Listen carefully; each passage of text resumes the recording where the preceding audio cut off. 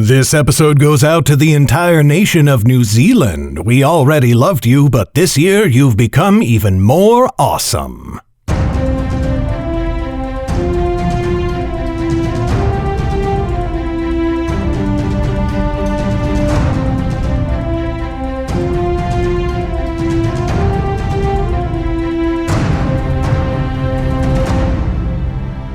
Hi there, Garrett Robinson here. Welcome to the 25th episode of the Nightblade Epic Podcast Season 2. I'll keep things fast today, dear listener, just two quick reminders. First, the Cloak of Red audiobook is available on most major retailers. It's the latest novel of Underrealm by Brenna Gawain, and it's absolutely fantastic. Go pick up your copy today. Second, I'm still releasing weekly episodes of Hellskin, the next novel in Underrealm, to my supporters on Patreon. Episode 2 came out this Friday. By becoming one of my Patreon supporters, even for just $1 a month, you gain access to every story of Underrealm before anyone else, forever. And you become a huge part of the reason I'm able to write my books, make the audiobooks, and create this podcast. To sign up and get the first 2 episodes of Hellskin right now, go to underrealm.net/Patreon. That's underrealm.net/Patreon. Okay, now it's time for today's episode. Today, you're getting chapters 32 and 33 of Mystic. When we left off, Lauren had discovered that Zane had been poisoned and driven to madness, and had agreed to help the wizard escape. Enjoy!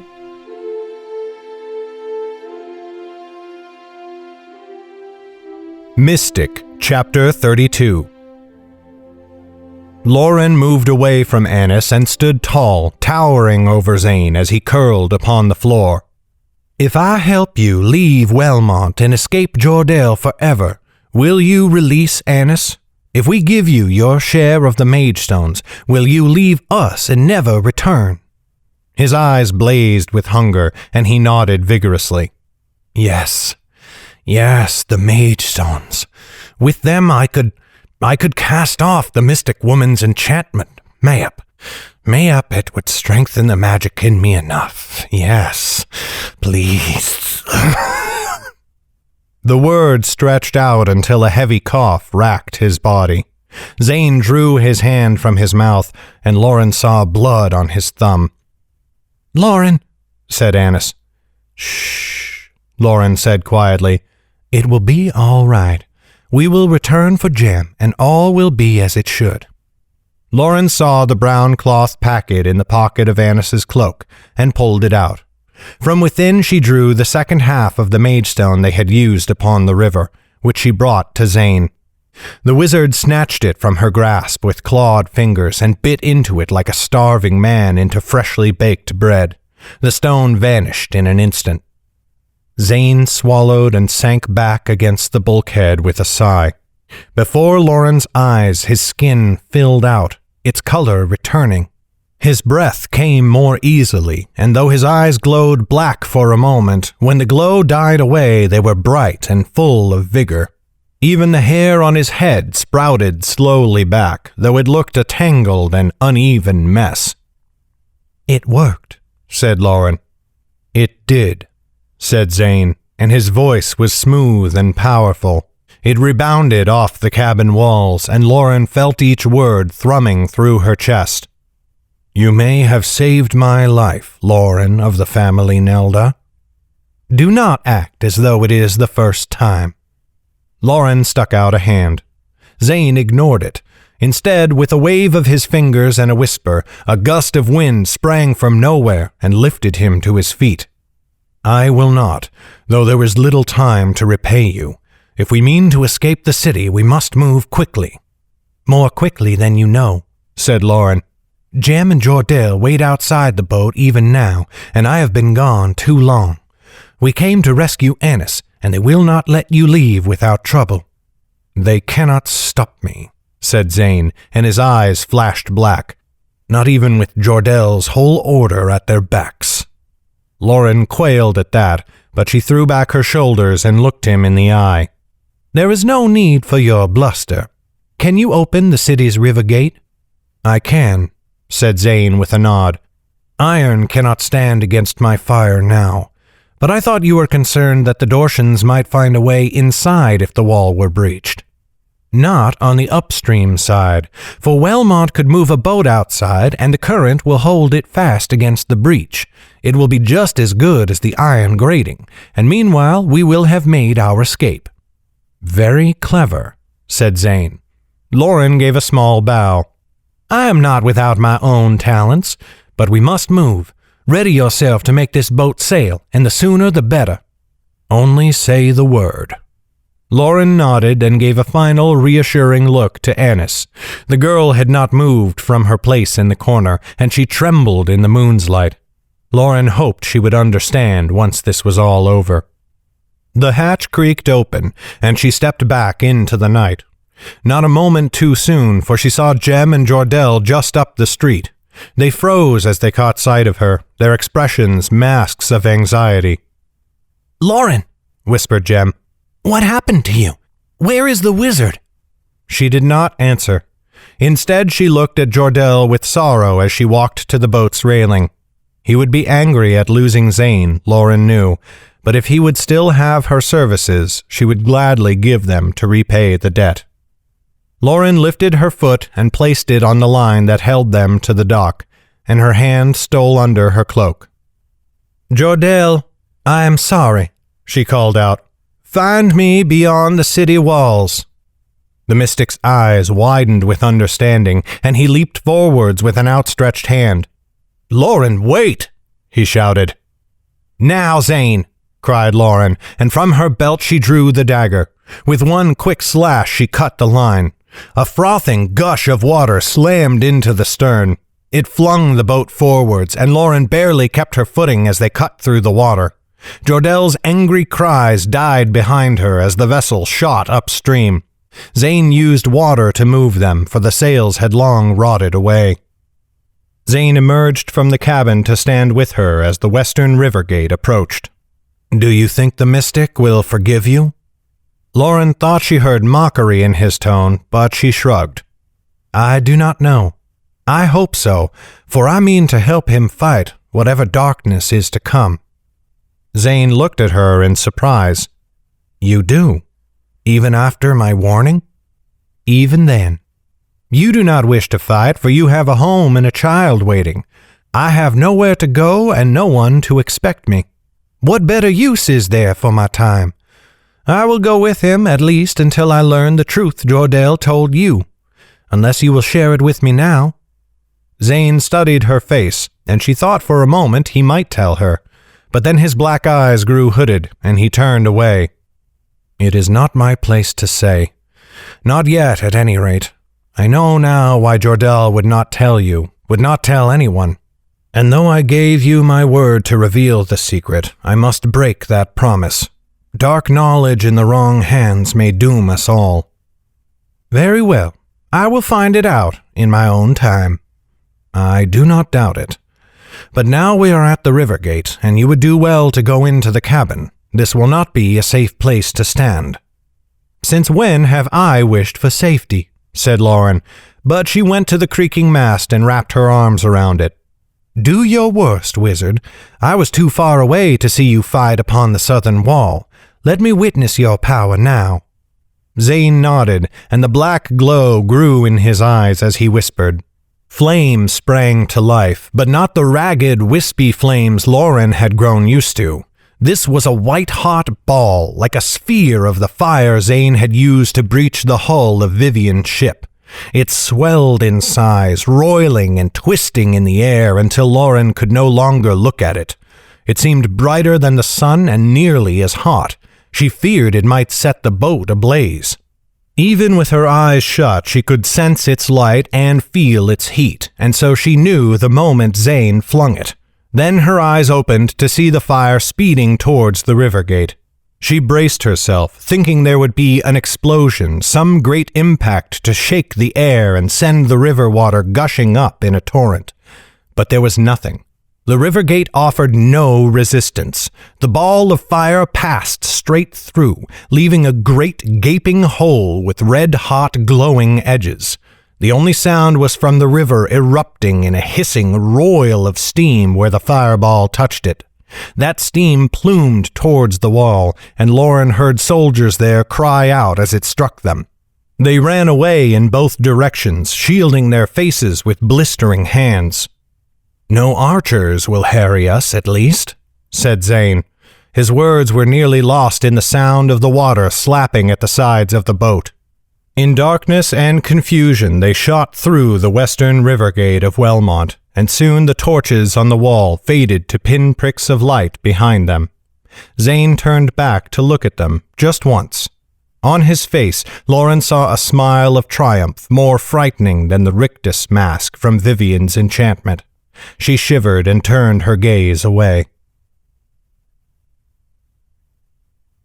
Mystic, Chapter 33. Lauren left the deck and entered the cabin. Annis still sat in the corner.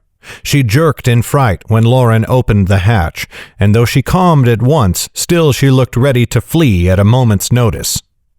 "We are free of the city," said Lauren. "Soon we will return for Jam. This will all be over." "Will it?" said Annis. "Too much has happened for me to believe that."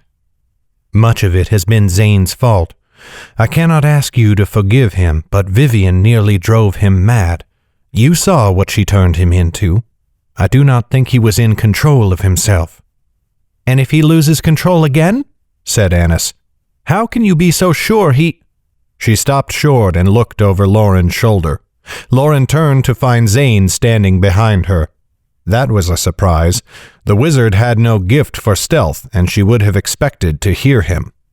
"We shall gain the shore soon. Then we strike north for the road." Zane's voice still rumbled deep, lingering in the air, strumming through Lauren's body as though she were a bowstring. "But there is something ahead that I thought you should see." Lauren looked to Annis. "You should come. The air in here is dank, and a breath of something fresher might do you well." Annis had dropped her eyes away from Zane, and she did not lift them now, but she nodded and rose, coming to Lauren's side as they followed the wizard back out onto the deck. The boat sat still and silent in the river. Zane no longer propelled it. Far ahead, Lauren saw the glow of many torches and lanterns. They were spaced out in 3 lines, each separate from the others. Figures passed before them, making the lights blink and flutter. "The Dortian blockade," said Lauren. 3 ships, the same as we saw east of the city. We could put ashore here out of range of their arrows. They have not seen us yet." "We could do so," said Zane. "But I had another idea. You hail from Selvin, do you not?" "I do," said Lauren, brow furrowing. "And though I was not born here, still I have spent much time in this kingdom." She saw the flash of his teeth in the moonslide as he smiled. "And while our thoughts have been preoccupied with other things, still I am not blind to Wellmont's suffering. What say we play our part to alleviate this siege?" "I know nothing of this war, and it does not concern me," said Lauren.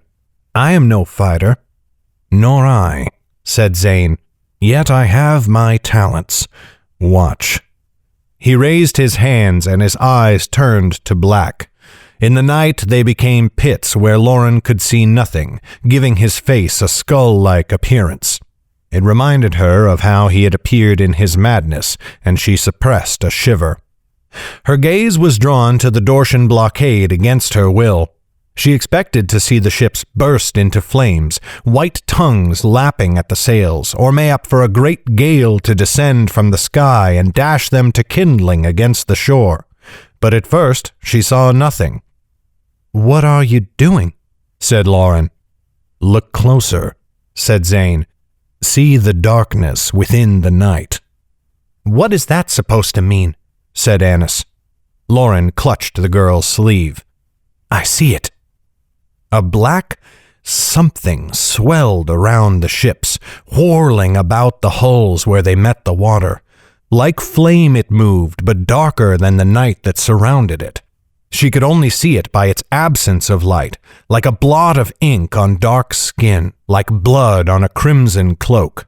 Where the things spread, the river water lost its glint, and the moons no longer shone on the wooden planks of the hull. "What is it?" said Lauren, her voice shaking. "It is called Darkfire," said Zane, his voice quivering with power. "It is like my flame, but strengthened by the mage stones. The stones do not only strengthen a wizard's gift, they change it. Spellcasters of every branch become more powerful, each in their own way." "It is only flame, then?" said Lauren. "It burns twice as hot, it gives off no light, and neither water nor wind will douse it. Darkfire will not die until it has consumed all it has touched. Our Dortian friends must make for the shore, or they will be lost." Lauren turned on him angrily. "Put it out, wizard. You could kill everyone aboard those ships before they see what you have done." "That is unlikely." He pointed. "See? Even now they are aware of it." Lauren heard a shout. The sailors on the ships erupted into a flurry of activity, like ants whose hill had been doused by rain. Some ran for barrels of water and dumped them over the side, but it had no more effect on the Darkfire than the river did. The flames licked higher and higher up the hulls, and one of the ships began to sag in the water, its bow tilting up as the stern slipped slowly downwards. Shouts of anger turned to fear, and Lauren saw some fling themselves over the side of the ships. Thankfully, they landed far from the flames. Lauren did not want to imagine what would happen if the Darkfire caught the sailors in its blaze. "Put it out," she commanded. "If they do not burn to death, they will drown." "The river is gentle," said Zane, his voice hard. "Any sailor can make the swim to shore, and if the captains are wise, they will set their sails for solid ground." It seemed he was right. Even as some men scrambled for the water, others sprang into action at the shouts of the ship's officers. Slowly, achingly slowly, the sails rose. They caught the night's gentle breeze, and the ships drifted for the southern shore. "We have watched long enough," said Zane. "They make for land, and we must do the same. There's much ground yet to cover before dawn." Their boat lurched as Zane used his magic to push it through the water. In no time at all, Lauren felt a grinding beneath their feet as the hull scraped the riverbank. She turned one last time to the southwest. 2 of the ships had landed. The third almost made it, but its back half sagged, slowing it down. Water sloshed through the railings onto the deck. Abandoning all discipline, the crew flung themselves headlong into the river. The captain was the last to go. Lauren could see him, a tall man in a yellow coat that fairly glowed in the torchlight. He bellowed at his men as they abandoned him, but in the end he had no one to scream at. Then he shucked his coat and joined the crew in their flight. She turned her back and took Annis's hand, helping the girl over the riverboat's railing and onto the shore. Together they struck north as the ships burned behind them, consumed by flames darker than midnight. Zane fell into step with them, bouncing a little with each stride. "I feel stronger with each passing moment. The mystic's enchantment seems to be losing the last of its hold on me." "I am glad," said Lauren, though she was not. "Mayhap it is best if we part ways now. Annis and I can return to the city before the sun rises. It will be harder to sneak in during daylight. Though it sounds strange, you will have a quicker time of it if you carry on north for a while," said Zane. "The road out of Wellmont runs north, but soon it turns west into the foothills of the Great Rock Mountains. We are scarcely an hour's hard walk away, and from there your journey to the city will take you half the time. Fear not, for you will be parted from me soon." "Not soon enough." Annis rubbed at her neck where the wizard had burned it. Zane only smiled. "Very well," said Lauren, though she wanted badly to part from the wizard's company. "North it is." They placed the moons to their left and hastened their steps. The land sloped gently upwards, and the moon's light was more than enough to reveal any uneven ground. But of this there was precious little, for they walked on green grass that bent pleasantly underfoot, and beneath the boughs of trees that soughed sweetly in the night's cool air. If their circumstances were different, Lauren might have enjoyed herself. The ground, the trees, and the sky all joined together to remind her of the birchwood. Not her parents or most of the villagers, but her best memories of home. The nights she had spent by Chet's side, exploring the forest. They would walk together in the light of stars and moons, and most of the time they felt no need to speak. They would listen to the forest's nighttime song and watch the way the silver rays fell through the leaves above to paint patterns on the ground below, more elegant than the intricate designs of a merchant's silks. The song of the nightingale sounded like a bard's ballad, and the rustle of small beasts and birds in the underbrush was like the whispering of friends. When they did talk, it was in quiet murmurs, and their words were never of their troubles. They imagined brighter futures, good times yet to come, 1,000 impossible ways to escape the dull and dreary fates they saw stretching before them. Though Lauren knew such thoughts for dreams, still it was easier to imagine them there in the night, to see them stretching out, sylvan and wondrous as the starlight itself. But she had never told Chet about her dreams of the Nightblade, nor her determination to see those dreams come true. He listened to her wildest imaginings and never questioned them, but still her dearest hope was something too personal. She wondered what he would think of her now. A poor excuse for a master thief, running penniless and hungry from one danger to the next, only making all her problems worse with each passing day and well-meant action. "We are nearly there," said Zane, pulling Lauren from her thoughts. He raised a hand and pointed at a low hill ahead. "We shall find the road just on the other side of this hill. Then our ways will part, well and truly." "Good," said Annis, stepping a bit faster. "Let us hurry." "You wound me," said Zane with a smirk, but he increased his pace to keep up with her. He was not tall, but still he did not have to strain to match Annis's short legs. Halfway up the hill, something tickled the back of Lauren's mind, a sense that something was wrong, though she could not place what. She looked around them, but there was no sign of danger. Then she heard it, a low murmur, growing louder the higher they climbed. "What is that?" she said. "Do you hear it?" "I do," said Zane, looking troubled, "though I do not know what it is." Annis gave an exasperated snort. "I do not hear anything, nor do I care. I only want this mad adventure finished, so I may return to the city and things can go back to normal. Well, what passes for normal in our lives? Make haste, Lauren." She reached the top of the hill and stopped in her tracks. Lauren caught up a moment later, and when she saw what Annis had seen, she froze. An army lay below them, camped north of the road and stretching over the foothills on the other side. There were hundreds of soldiers, many hundreds more than there had been before. For even in the darkness, Lauren knew what this must be. At long last, after a march of many leagues, the Dortian mercenaries had arrived at Wellmont.